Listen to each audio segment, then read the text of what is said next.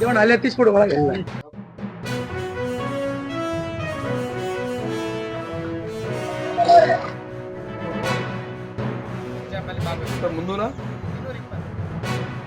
ಸಲ್ಲಿಸ್ಲಿಕ್ಕೆ ಬಯಸ್ತೀನಿ. ಯಾಕಂದ್ರೆ ಇವತ್ತು ಸುಮಾರು 5 ಲಕ್ಷ ರೂಪಾಯಿ ಖರ್ಚನ್ನು ತಮ್ಮ ಸ್ವಂತ ಖರ್ಚಿನಿಂದ ಮಾಡ್ತಾ ಇದ್ದಾರೆ.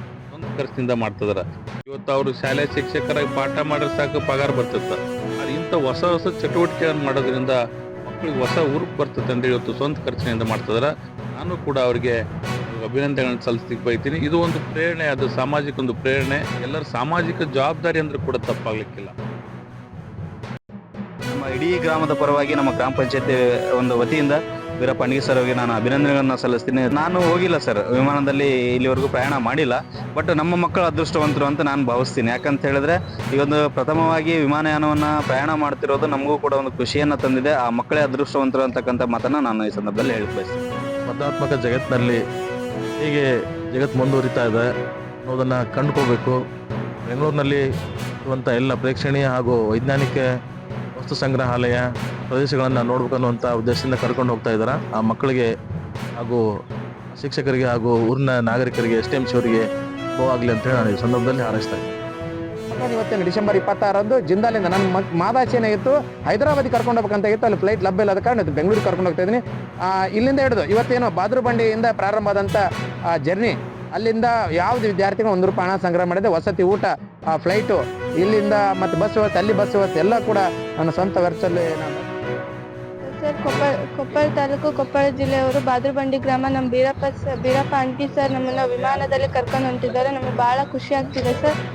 ಫಸ್ಟು ಏಪ್ರಿಲ್ 14ರಂದು ನಮಗೆ ಟೆಸ್ಟ್ ಇಟ್ಟಿದ್ರು ಸರ್. ಆ ಟೆಸ್ಟ್ನಲ್ಲಿ ಪಾಸ್ ಆದವ್ರನ್ನ 24 ಜನ ಪಾಸ್ ಆಗಿದ್ದೀವಿ ಸರ್. ಅವ್ರನ್ನ ಕರ್ಕೊಂಡು ಹೊಂಟಿದ್ದಾರೆ. ತುಂಬ ಖುಷಿ ಆಗ್ತಿದೆ ಸರ್. ಕೆಳಗೆ ನಿಂತ್ಕೊಂಡು ನೋಡ್ತಿದ್ವಿ, ಈಗ ಮೇಲೆ ಹೋಗ್ತಿದ್ವಿ ಅಂತ ಖುಷಿ ಆಗ್ತಿದೆ.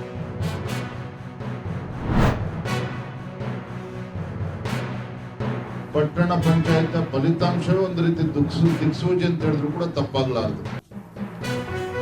ರಾಜ್ಯದಾಗ ಯಾರು ಕೂಡ ಸಂತೋಷವಾಗಿಲ್ಲ ಕಾಂಗ್ರೆಸ್ ಸರ್ಕಾರದ ಬಗ್ಗೆ. ಸಾಕಷ್ಟು ನಿರೀಕ್ಷೆಗಳನ್ನು ಹುಟ್ಟಾಕಿದಂತ ಕಾಂಗ್ರೆಸ್ ಪಕ್ಷ ಅಧಿಕಾರಕ್ಕೆ ಬಂದ 48 ಗಂಟೆಗಳಲ್ಲಿ ಈ ಕಾಂಗ್ರೆಸ್ ಅವರು ತಮ್ಮ ಮುಖವಾಡವನ್ನ ಕಳಚಿರ್ತಕ್ಕಂಥ ನಿಮ್ಗೆ ಗೊತ್ತೇ ಇದೆ. ಏನದು? ಪ್ರಧಾನಮಂತ್ರಿ ನರೇಂದ್ರ ಮೋದಿಜಿಯವರು ಕಿಸಾನ್ ಸಮ್ಮಾನ್ ಯೋಜನೆ 6,000 ರೂಪಾಯಿ ಕೊಡ್ತಾ ಇದ್ರು. ಯಡಿಯೂರಪ್ಪ ಮುಖ್ಯಮಂತ್ರಿಗಳು 4,000 ರೂಪಾಯಿ ಕೊಡ್ತಾ ಇದ್ರು. ಅದು ಕಲ್ಲಾಕಂತ ಕೆಲಸ ಮಾಡಿದ್ರು. ಬಸವರಾಜ ಬೊಮ್ಮಾಯಿಜಿಯವರು ರೈತರ ಮಕ್ಕಳಿಗೆ ಅನುಕೂಲ ಆಗಲಿ ಅಂತೇಳಿ ವಿದ್ಯಾನಿಧಿಯನ್ನ ತಂದ್ರು.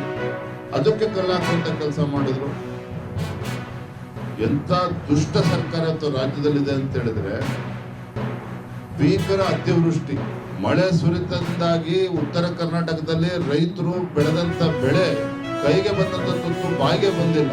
ಅಂತ ಒಂದು ಸಂದಿಗ್ಧ ಪರಿಸ್ಥಿತಿಯಲ್ಲಿ ಕನಿಷ್ಠ ಸೌಜನ್ಯಕ್ಕಾದ್ರೂ ಕೂಡ ಸಚಿವರಾಗಿ ರೈತರ ಸಂಕಷ್ಟವನ್ನ ಅರ್ಥ ಮಾಡ್ಕೊಳ್ತಕ್ಕಂಥ ಪ್ರಯತ್ನವೂ ಕೂಡ ಮಾಡಲಿಲ್ಲ. ಅದು ಎಷ್ಟು ಉದಾಸೀನ.